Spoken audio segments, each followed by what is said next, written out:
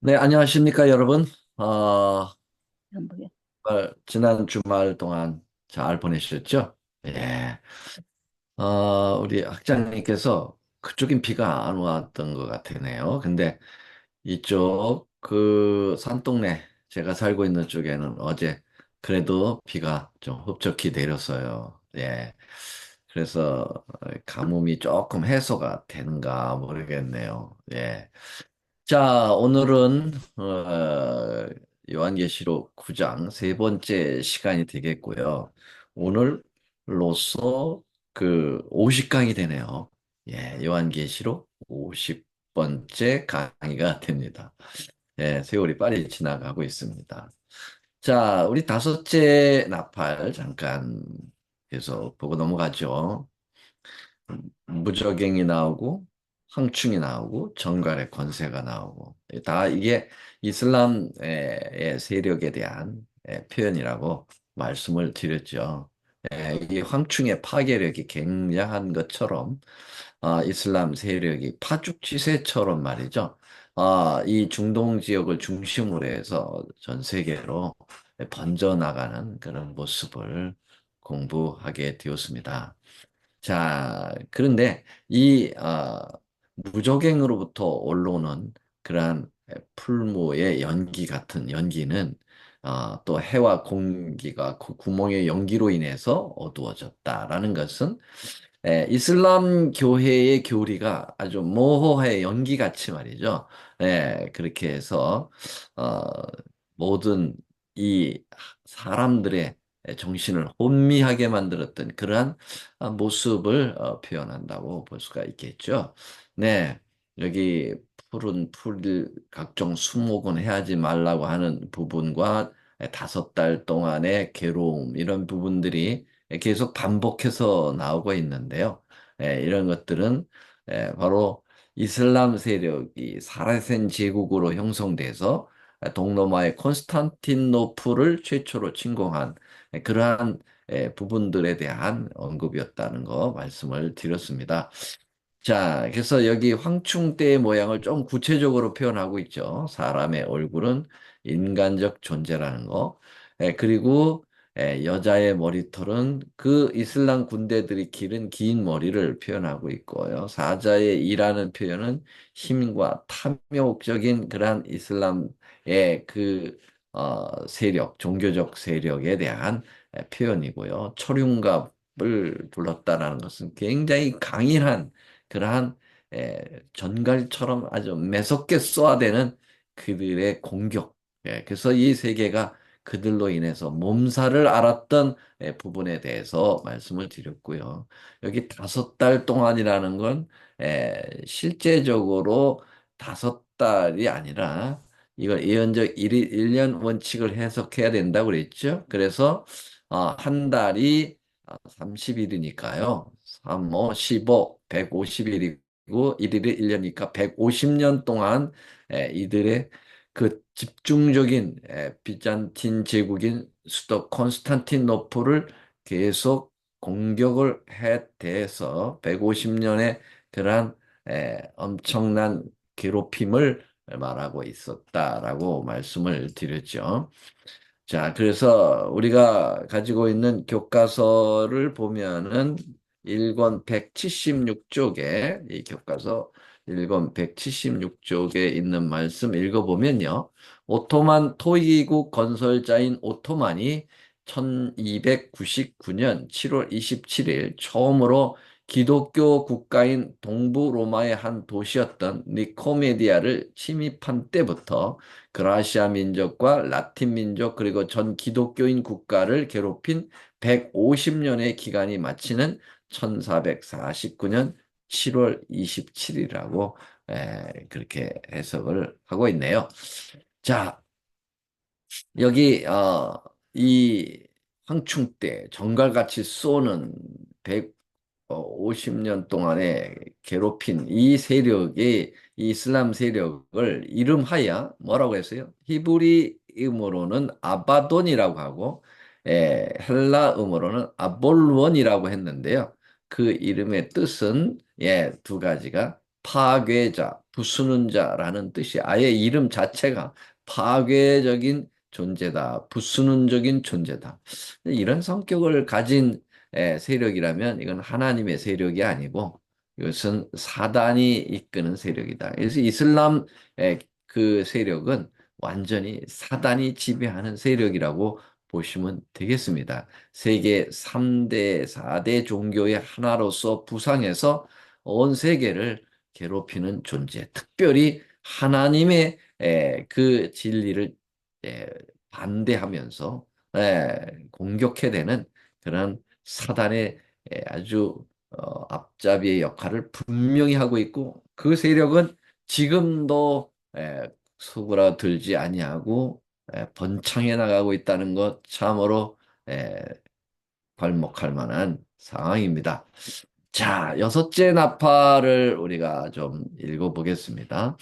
음, 우리 예, 뮤트를 푸시고 우리 한 분씩 한 번 좀 읽어주시면 좋겠습니다. 어느 분이 9장 13절서부터 15절까지 나오는 여섯째 나팔 첫 부분을 좀 읽어주시겠습니까?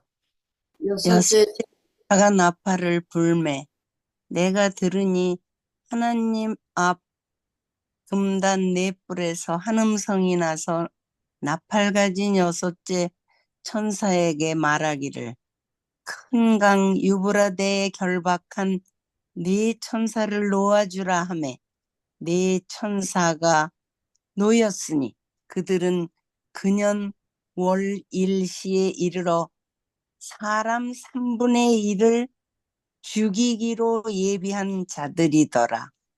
예. 여기 잘 읽으셔야 돼요. 그들은 그년 하면 안 돼요. 욕이 됩니다. 그들은 그 연, 월, 일시 이렇게 띄어쓰기를 좀 잘못했네요. 죄송합니다.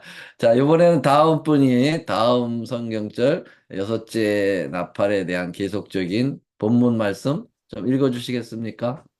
마병대의 수는 2만 만이니 내가 그들의 수를 들었노라. 이같이 이상한 가운데 그 말들과 그 탄 자들을 보니 불빛과 자줏빛과 유황빛 흉갑이 있고 또 말들의 머리는 사자머리 같고 그 입에서는 불과 연기와 유황이 나오더라. 이 세 재앙 곧 저희 입에서 나오는 불과 연기와 유황을 인하여 사람 3분의 1이 죽임을 당하니라. 네, 감사합니다. 또 다른 분 준비해 주시고요. 마지막 부분, 세 번째 부분 어느 분이 좀 읽어주실까요?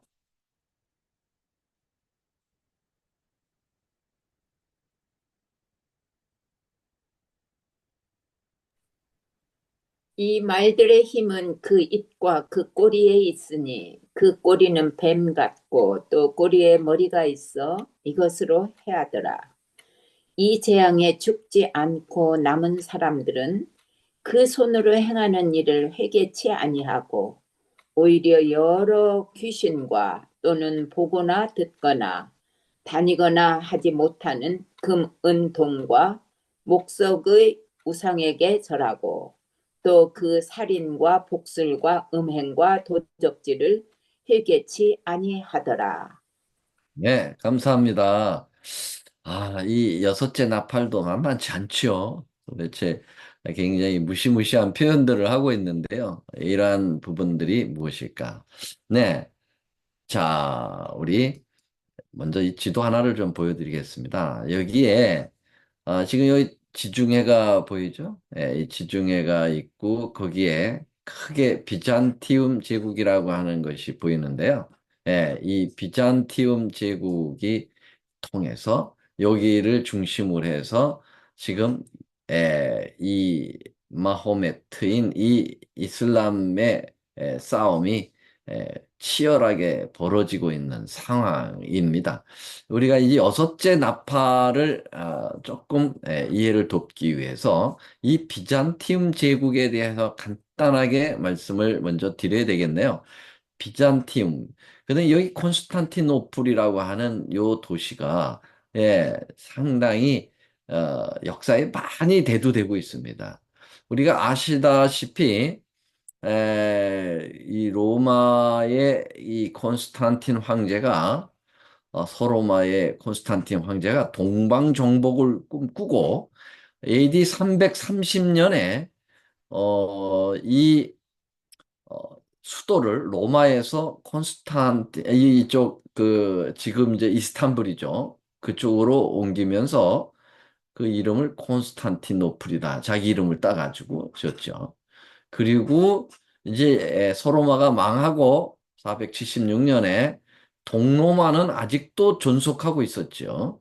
이 동로마가 존속하고 있을 때 이제 콘스탄틴이 죽고 그 시대는 끝났기 때문에 이 콘스탄티노플이라고 하는 이 수도를 이제 비잔티움이라고 하는 이름으로 바꿔서 그러한 비잔티움 제국으로 형성을 시켰습니다. 그래서 이 비잔티움 제국은 동로마 제국을 이제 표현하는 에, 그러한 명칭이다 이렇게 보시면 되겠습니다.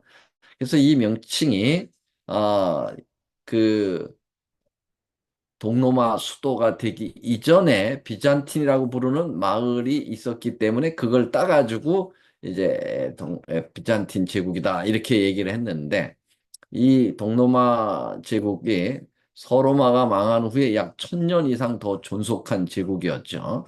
예, 복잡합니다. 그러한 것들이 뭐 이렇게 두부 못 잘라드듯이 딱 이렇게 되는 게 아니라 그 안에 많이 얽히고 설키는 것이지만 어떻든 동로마 제국의 그 잔재들이 1000년 동안 존속이 됐다가 결국은 1453년에 이 이슬람 침략으로 함락되어서 종말을 고하게 됩니다. 그래서 비잔틴 제국의 이제 멸망이 오게 되고요. 그리고 여기 보면은 이슬람 그 세력의 674년에 아까 말씀드린 150년 동안 계속 공격했지만은 정복은 못했어요. 그러다가 1000년 AD 1000년에 이 투르크 부족이 이제 일어나면서 이슬람 종교를 받아들이면서 막강한 세력으로 공격을 더 집중해가지고 결국은 비잔틴 제국을 멸망시키게 되는데요. 네. 거기에 이제 오토만 장군이 이제 연합을 하게 됩니다. 그래서 여기 투르크의 부족이 이제 나오기 시작했는데 그게 이제 오늘날의 터키고요. 이 터키가 또 이름 바꿔가지고 요새 뭐라고 부르라고 그래요? 투르키예라고 그러죠. 바로 이 그 전 조상들입니다. 이슬람의 이 세력과 일찌감치 연합을 해가지고 이 콘스탄티노플 비잔틴 제국을 완전히 멸망시키고 그 중심 그 지역으로서 그들이 이제 그 활동했던 지역이라고 볼 수만 있게 되겠습니다. 이 오토만이라는 사람은 이 터키 통치의 한 왕조를 세우면서 아주 탁월한 그러한 이슬람의 영적 지도자라고도 볼 수가 있겠죠. 그래서 이 존재를 이름을 따서 오토만 토이기, 오토만 투르크족 이렇게 표현하고 있고 그들의 좀 범위를 넓힌다고 하면 사라센이란 또 이름을 또 가지고 있습니다. 이런 복잡한 이름들 여러분들이 조금 더 기억을 하시면은 조금 도움이 되리라고 생각합니다. 자, 이제 여섯째 나팔을 에, 조금 더 구체적으로 설명하면서 넘어가겠습니다.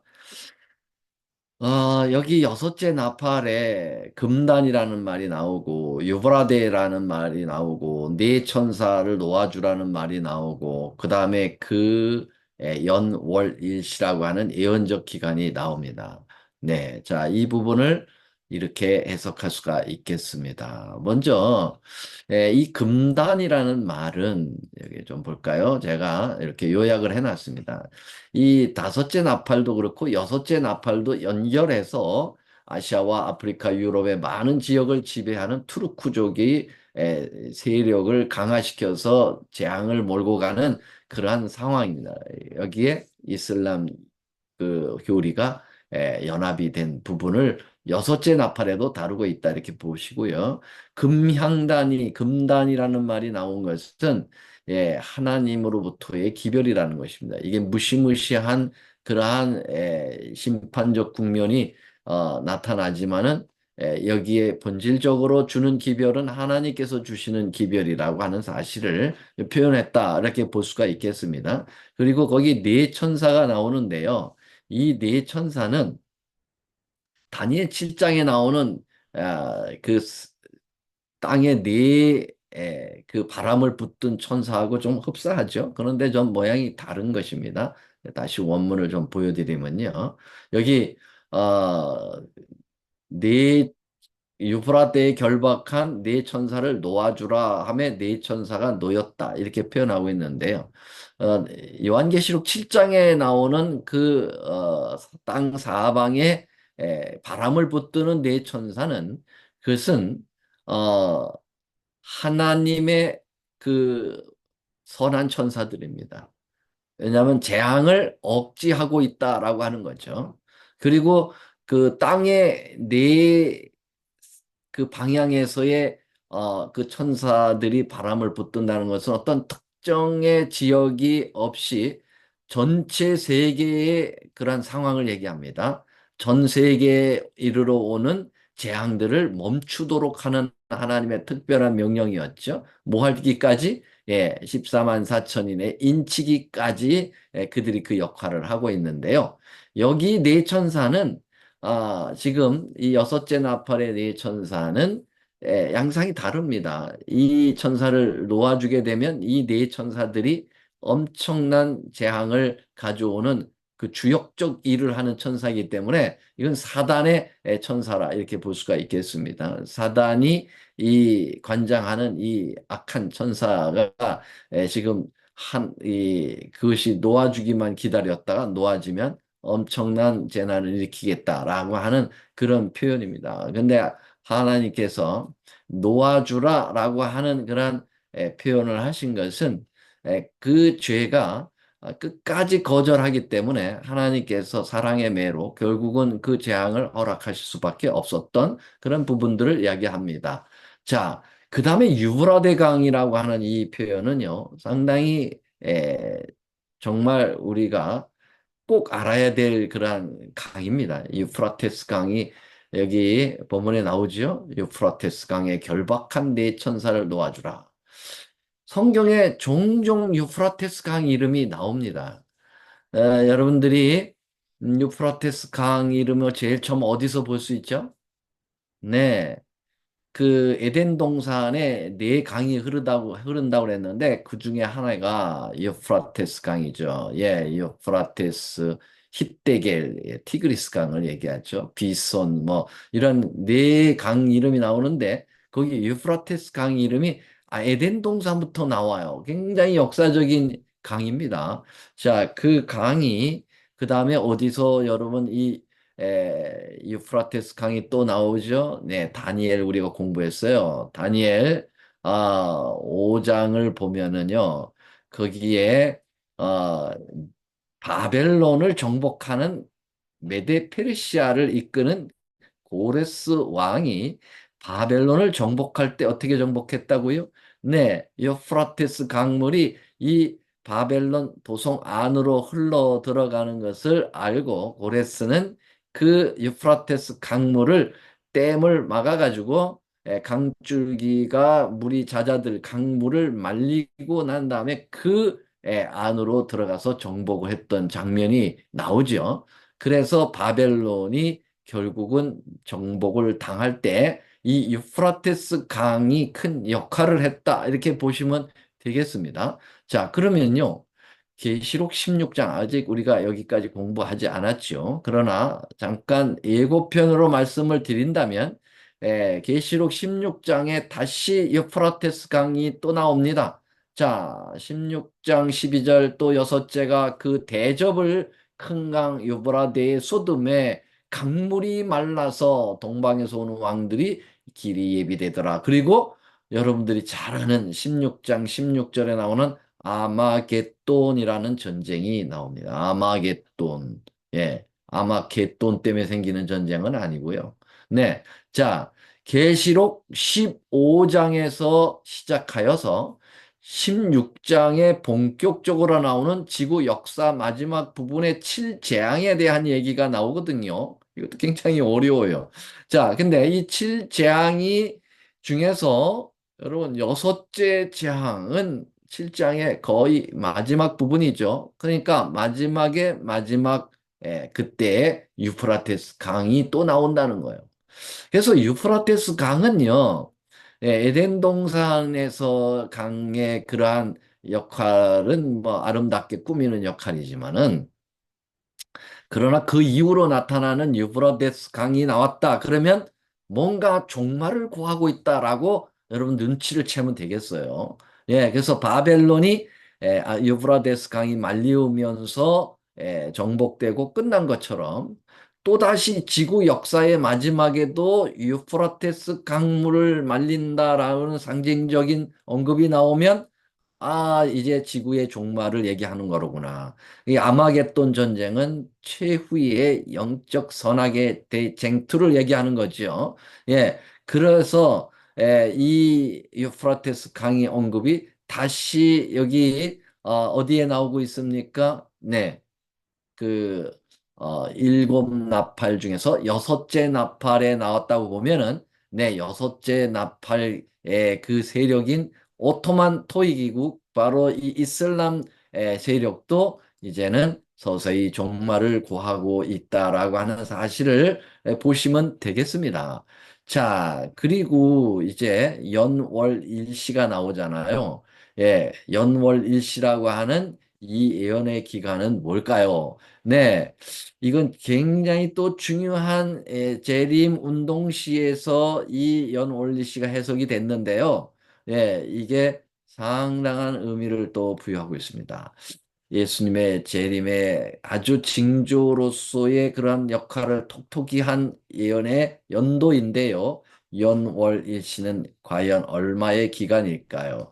자, 여기 보니까 연은 361일 얘기합니다. 아, 365가 아닌가? 예, 아닙니다. 왜냐하면 한때, 두때, 반때, 42달, 1260일 이걸 종합해서 계산해 보면은 일일을 1년을 360일로 잡은 게 나오고요. 한 달은 어떤 때는 30, 어떤 때는 31일 그렇게 하잖아요. 우리는. 그런데 예언 기간은 정확하게 30일로 잡습니다. 그래서 연, 월, 일, 시를 보면은요. 연 360일, 월 30일, 그리고 일일은 일, 그 다음에 시는 예언적 기간으로 일이 1년 원칙에 보면 15일이 됩니다. 그러면 플러스 391년 15일이 되는 거죠. 연월 일시의 총체적 기간은 391년 15일이 됩니다. 이것은 무엇을 의미하냐면 지금 여섯째 나팔, 다섯째 나팔 쭉 연구하다 보면은 오토만 토이기, 이슬람 교도 세력이죠. 그것을 이끌었던 그 세력에 권세를 준 기간이다. 그렇게 보면 되겠습니다. 그 기간 동안 그들이 절정을 이루고 세계를 괴롭혔던 그 시기다. 그렇게 보면 되겠어요. 자, 그러면은요, 이 391년 15일을 어디서부터 적용할 것이냐? 그리고 그것이 어디서부터 적용하다 보면은 그 플러스 하면은 391년 15일이라는 기간이 끝나면 오토만 토이기국이 망한다는 얘기거든요. 그 기간 동안 전성기를 줬으니까요. 그래서 여기 보면은 이 예언적 기간은 다섯째 나팔이 끝나는 1449년 7월 27일을 기산점으로 삼아야 된다는 거예요. 그래서 이 1449년 7월 27일을 에서 391년 15일을 더하여 가면은 얼마가 나오냐면 1840년 8월 11일에 끝난다는 겁니다. 그래서 1840년 8월 11일에 터키의 주 세력인 오토만 토이기구의 권세가 이때 끝난다라는 예언이거든요. 와, 그런데요. 그 예언이 적중해서 이루어진 거예요. 그 역사가 실제적으로 일어났어요. 놀랍게도요. 여기 보니까 그처럼 강성하던 오토만 토이기는 1839년 이집트와 전쟁을 합니다. 그러다가 대패를 당합니다. 예. 그래가지고 1840년 8월 11일에 대패를 당하고 영국과 러시아가 이 대패당한 이 오토만 토이기의 주권을 박탈하는 휴전 협정에 같이 조인하게 되면서 이 오토만 토이기군 이제 더 이상 강한 군대가 아니라 동방의 병자라는 별명을 가지고 겨우 명백만 유지하게 되는 절대적 사건. 그 토이기가 완전히 꺾이는 그 사건이 1840년 8월 11일에 있었는데요. 연월 일시를 어떻게 해요? 정확하게 계산한 그 해, 그 월, 그 날에 정확하게 조인이 있었다는 거예요. 아, 이건 놀라운 일이죠. 이러한 정확한 예언 해석을 누가 했는가? 이 해석을 말이죠. 조슈아 리치라고 하는 사람이 이 해석을 했습니다. 그래서 이 조슈아 리치라고 하는 이 목사가 이 재림운동에 동참한 목사인데요. 이것을 한창 재림운동이 일어나고 있는 1831년서부터 시작됐잖아요. 그래가지고 1844년에 대실망으로 재림운동이 일단 끝났는데요. 그 중간에, 그러니까 1840년은 바로 중간이죠. 그 한 복판에서 이 예언 해석을 가지고 와서 해석을 하니 사람들이 놀랬습니다. 그리고 2년 전에 이 해석을 가져왔거든요. 예, 1840년, 예, 몇 월 며칠이라고 그랬어요? 8월 11일이죠. 8월 11일, 요게 있기 전 2년 전에, 장로교회 목사네요. 장로교회 목사인 조슈아 리치 목사가 이것을 예언을 해서 이렇게 될 겁니다. 이 예언이 틀림없을 거예요. 했더니 정말 그날 정확하게 오토만 토익이 거의 멸망 수준까지 이르렀다.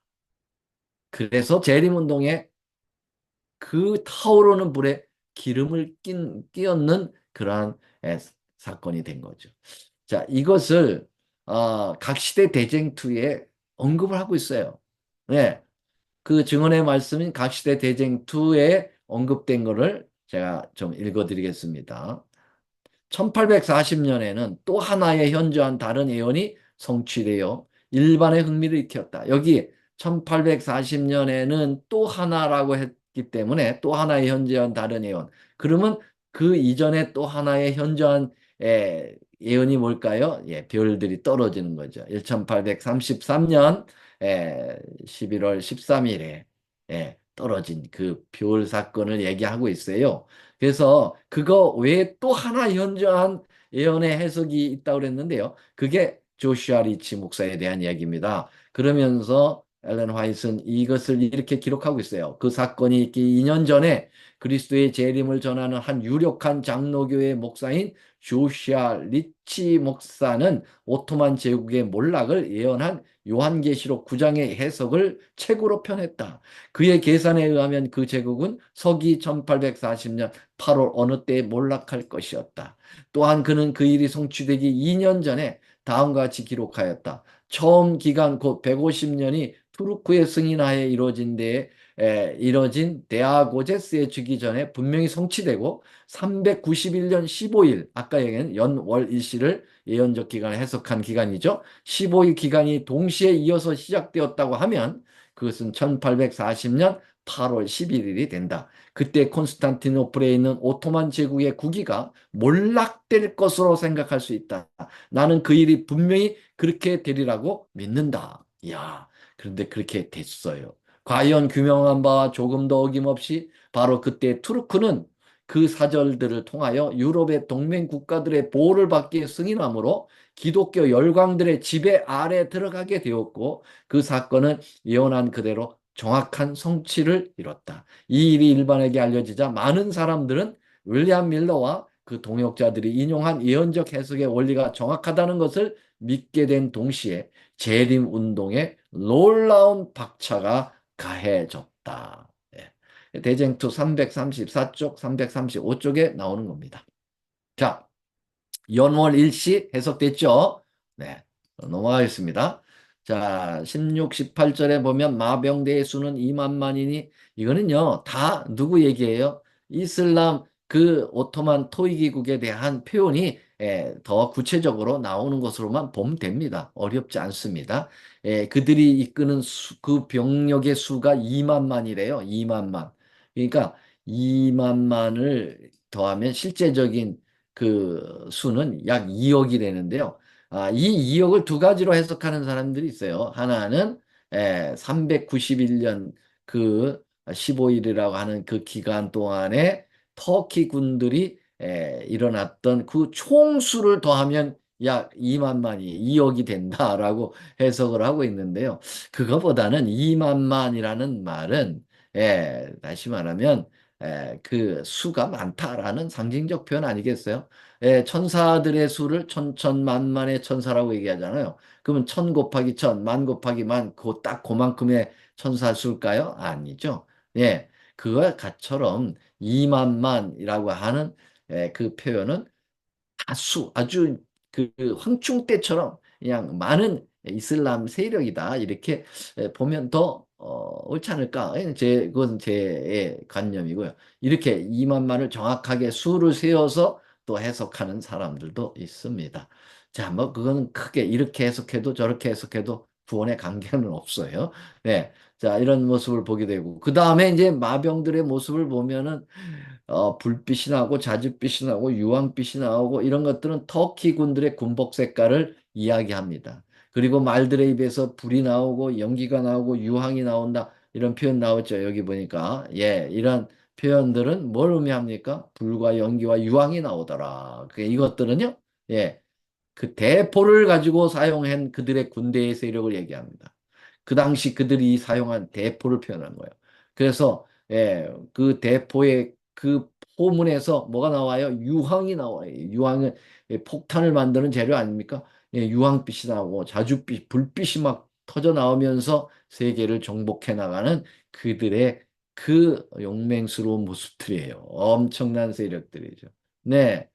자, 이렇게 해서 불과 연기가 나오면서 유황이 분출하면서 1454년에 비잔티움 제국인 콘스탄티노플의 성벽을 무너뜨리고 세계를 장악했던 모습으로 보여주면서 예, 여섯째 나팔이 끝납니다. 예. 아이고, 어려운 시간을 보냈습니다. 저도 어렵고, 여러분도 어렵고. 자, 그래서, 자, 오늘로써 여섯째 나팔이 끝나고요. 9장이죠. 계시록 9장이고요. 다음은 계시록 10장을 공부하겠는데요. 여러분, 이제 우리가 10장은 삽입장입니다. 4장이 삽입장, 7장이 삽입장, 10장이 삽입장입니다.